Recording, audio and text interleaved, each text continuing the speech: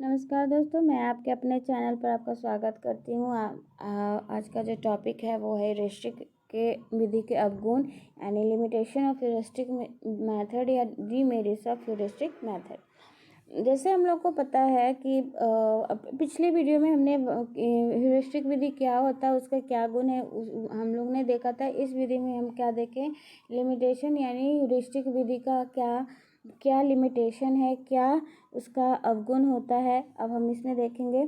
जो फर्स्ट आपका पॉइंट है, जैसे देखिए ह्यूरिस्टिक विधि में क्या था, हम बच्चों को एक एक करके या फिर ग्रुप 2-3 ग्रुप्स में बनाकर एक एक कर कर बच्चों को खुद से काम करवा रहे थे, खुद से एक्सपेरिमेंट करने के लिए, खुद से खोज करने के लिए कर रहे थे। तो देखिए इस अगर सारे बच्चे को एक स्कूल एक क्लास में बहुत सारा बच्चा होता है और अगर हम सारे बच्चे को उसी विधि के द्वारा पढ़ाना चाहेंगे तो क्या होगा, बहुत टाइम लगेगा।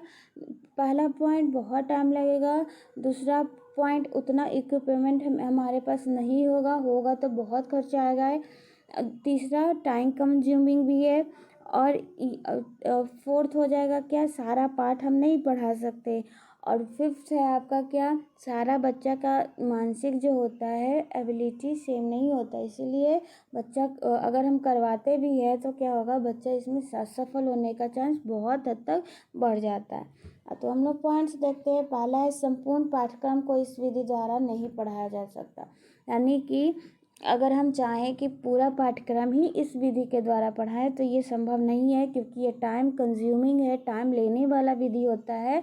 इसीलिए हम सभी पाठ को इस विधि द्वारा नहीं पढ़ाया जा सकता है। अगर आप पढ़ाने के लिए जाएंगे तो बहुत ज़्यादा टाइम लगेगा। और आपको पता है कि एक विधि के लिए बहुत सारे एक पाठ्यक्रम के लिए टाइम लिमिटेशन होता है और उसी टाइम पे आपको सारा काम करना होता है।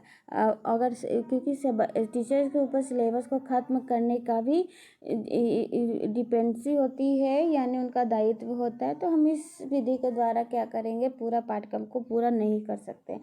सेकेंड है आपका, कक्षा में सभी विद्यार्थी समान क्षमता के नहीं होते, अतः कभी कभी असफल हो जाता। आपको सेम बच्चा एक कक्षा में सेम टीचर सभी बच्चों को एक क्लास में पढ़ाता है, लेकिन एक बच्चा 98% 99 लाता है, दूसरा 33 या उससे भी कम लाता है। यहाँ शो कर रहा है कि बच्चे का, हर एक बच्चे का मेंटल एबिलिटी क्या होता है, सीखने का दौरान क्या होता है, अलग अलग होता है। यानी कि अगर हम इससे करवाएं तो कुछ बच्चे जो होगा वो क्या होगा, सफल होंगे, लेकिन बहुत सारे बच्चे असफल होंगे। इसलिए सेकंड पॉइंट यही प्रूव कर रहा है कि ये हमेशा क्या होता है, उपयोगी नहीं होता है। थर्ड है, खोज कम समय ज़्यादा लगता है। यानी कि ये बहुत धीमी विधि है, यानी बच्चा सीखेगा, गलती करेगा, फिर उसको पॉइंट्स अगर नहीं समझ में आएगा टीचर के पास जाएगा, फिर करेगा। यानी कि इसमें खोज कम हो रहा है और क्या है, समय बहुत अधिक लगता है। फोर्थ में है, सभी विद्यार्थियों के लिए सामग्री जुटाना कठिन हो जाता है। क्योंकि देखिए आपको सारे बच्चे को उस बच्चे को इसी विधि के द्वारा अगर आप पढ़ाना चाहते हैं तो उसके साथ में आपको सामग्री की भी ज़रूरत होगा। अगर वो सामग्री नहीं है तो वो विधि पूरी नहीं हो सकती। इसमें खर्चा भी बहुत होगा और ये थोड़ा, अगर क्योंकि इकोनॉमिक तौर पर स्कूल में अगर प्रॉब्लम है तो इस विधि को हम लोग लागू नहीं कर सकते हैं। फिफ्थ है, कम संख्या वाले कक्षा में ही संभव हो सकता है। यानी कि ये अगर हम चाहें, अगर एक क्लास में 40 या 45 बच्चा है और सबको इसी विधि के द्वारा पढ़ाएं, बहुत टाइम लगेगा।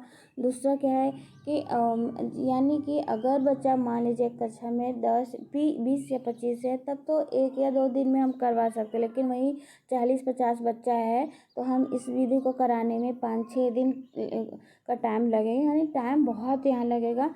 यानी कि वो ऐसी यह विधि तभी उपयोगी होगी जब एक कक्षा में छात्र की संख्या कम होगा।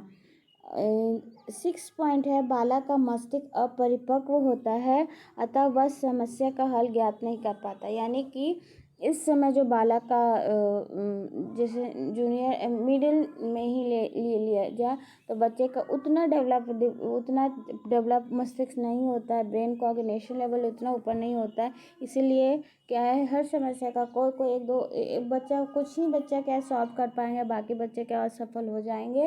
इसलिए यह विधि उतना उपयोगी नहीं हो पाती है। पहला पॉइंट्स रिवर्स करवा देती हूँ। पहला पॉइंट्स क्या है, हम लोग का पाठ्यक्रम बहुत ज़्यादा लंबा होता है, इसलिए इस यह विधि हमेशा सही नहीं, पूरा पाठ्यक्रम नहीं पढ़ाया जा सकता। अगर ये पढ़ाया जाता है तो टाइम कंज्यूमिंग है। अगर बच्चे के बहुत सारा बच्चा है तो क्या होगा, सामान उसके लिए जुटाना बहुत मुश्किल होगा। फिर फिफ्थ है ये कम संख्या वाले बच्चों में ही संभव है, यानी कि अगर आपके पास ज़्यादा बच्चा तो आप इसको नहीं करवा सकते हैं, ये उतना सफल नहीं होगा। ये बहुत ही इम्पोर्टेंस विधि है, मेथड है। आई होप आपको ये समझ में आया होगा ह्यूरिस्टिक विधि। आज ये विधि खत्म होता है। वाला था कि ह्यूरिस्टिक विधि क्या होता है, दूसरा हमने देखा था उसका गुण देखा था।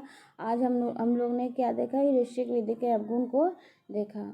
आई होप आपको समझ में आया होगा। अगर किसी तरह का दिक्कत है तो प्लीज़ अपना प्रश्न